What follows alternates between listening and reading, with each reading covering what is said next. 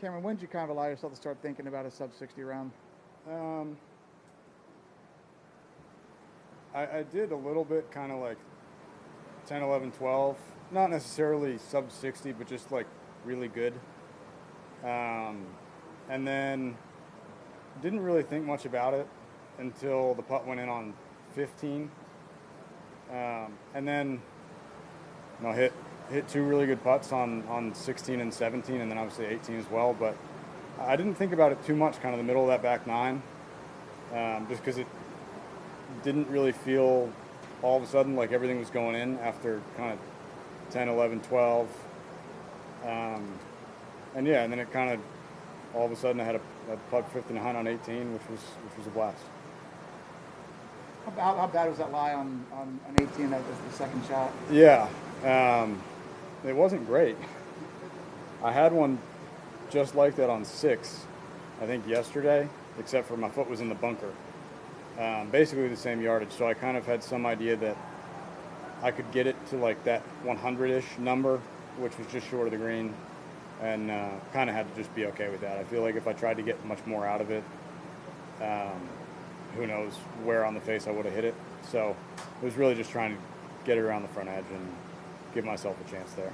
When you were standing on 18 tee, did you feel like you'd have to make an 8 or 9 footer there to shoot 59? No, especially not after the strike off the tee. I felt like I made a really nice swing, and thought the wind was maybe just going to hold it up at some point, or it might just cover the bunker. If it flies another foot, it probably kicks down there in the fairway, and I've got 80 yards, which would have been a lot more fun. But yeah, it's just one of those. It's an awkward spot. Thanks, Max.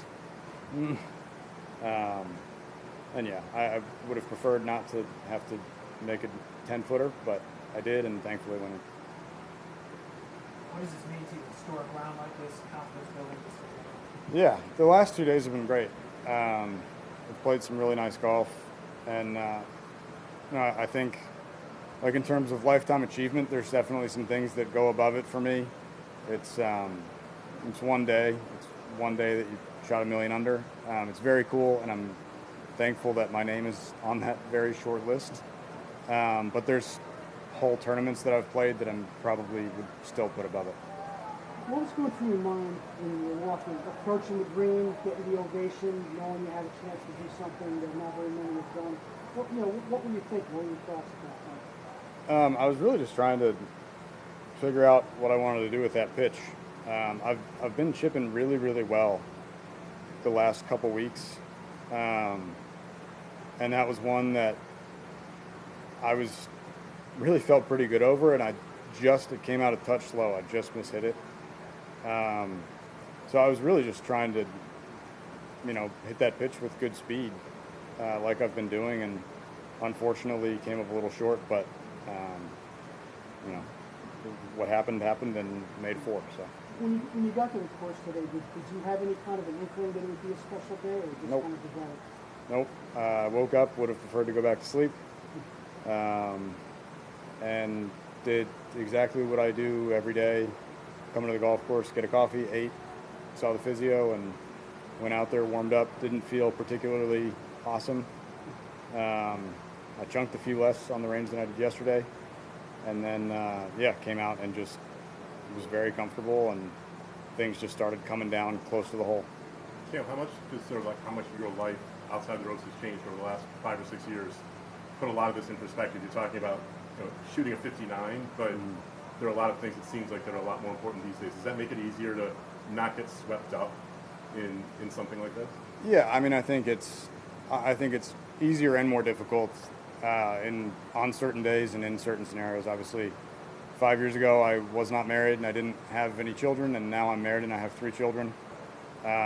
So I think there are far more important things to me than what I do on the golf course, and at the same time I also provide for my family with how I do on the golf course. So there's kind of a balance there that you have to be okay with, and there's days that are easier than others with that, leaving to come play, and if you're not doing well, sometimes that can feel pretty bad, but generally thankful to do what I do, and there are more important things to me. So a great day, but as long as everybody's not crying at home, I'm okay out here.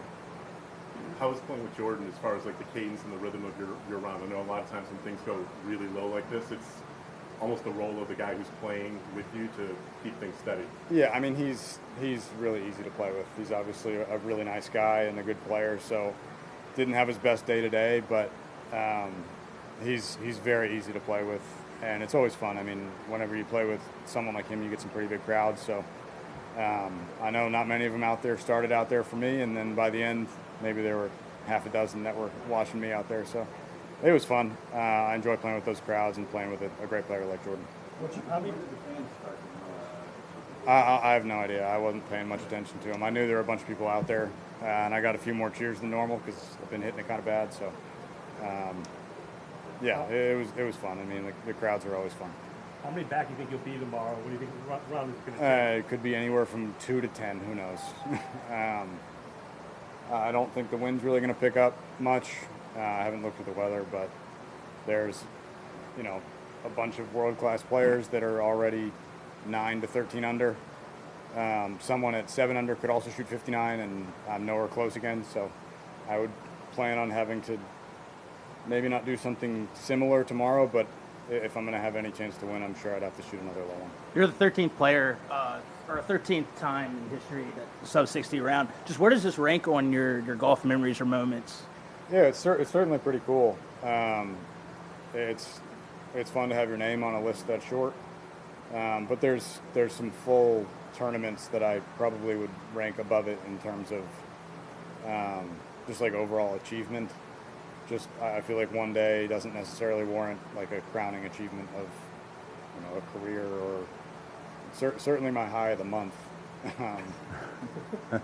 But I mean I'm sure I will pretty much try to forget by tomorrow and go through my routine and see what I can do tomorrow.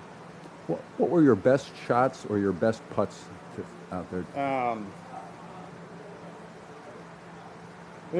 Two really nice par putts, really 3 in a row on the front. I mean, it's nice to make the 9-footer on one, and then the hole out was a great swing. I mean, it just did everything that I wanted it to. But for me, those 3 putts in a row on 5, 6, and 7. None of them particularly long, but all of them could have been missed, and that kind of just probably would have felt like it put a stop to my day a little bit. And to get through those 3 holes without making a bogey and kind of showing myself that I can still make mistakes and get through it was really good for me. How about the tee shot on 50? Yeah, I don't know if you could hear it on the broadcast, but I've hit that club everywhere, and I finally hit one just straight at it. And I think I said something to the effect of just give me all the right bounces, and it did. I mean, where that ended up would be a great pitch from the front of the green, so it's a really good swing and a great strike, but for it to end up somewhere that you can basically tap it in for 2 is not likely. You could hit that same shot 100 more times and you get 2 on that plateau right there. So I'm not taking anything away from your achievements and stuff like that. Is there ever an instance today during the round where preferred lies came into play and you got a little bit of a break from what you otherwise would have had?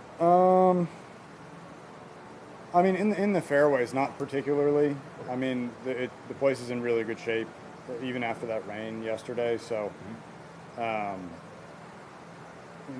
every once in a while, getting to tee it up just a touch might help you a little bit. But for the most part, the lies I was giving myself weren't much different. It was almost more just reorienting the ball. And There wasn't a mud ball or anything like that? no, I didn't have anything like that out there. Where did you hit off the tee at 50? 3 iron. And how about the hole out? Pitching wedge. Thank you. And just before we go, if we can get like a quick brief run through hole by hole or Sure. you did and the others you Yeah. had? One, I had 119. I hit 53.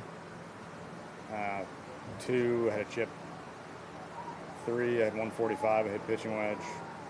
4, I had 140. Hit pitching wedge. 5 is 230. I hit 5 iron. 6 was, I think it was 149. I hit pitching wedge. 7 was, we had like, I didn't even get a number out of the bunker. And I had 56 from my 3rd shot from the fairway. 8 was 217. I hit 6 iron. 9 was 127. I hit 53 again. 10 was 167. I hit pitching wedge. 11 was I don't even know. With the slope, it was 132, so it was 146. Hit gap wedge, 53. And then I had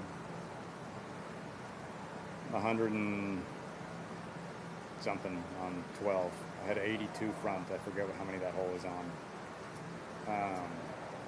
Like 27. It's like 109 or something like that. I hit 58. No, I hit 62. Then I had 220 into the par 5. I hit 5 iron. And I had 144 on 14. I hit 53. 279 on 15 was 3 iron. 175 on 16. I hit 8 iron. 161 on 17. I hit 9 iron. And then I had 104 front on the last hole. I don't even know what I had there. Hit pitching wedge. There you go. Thank you, guys.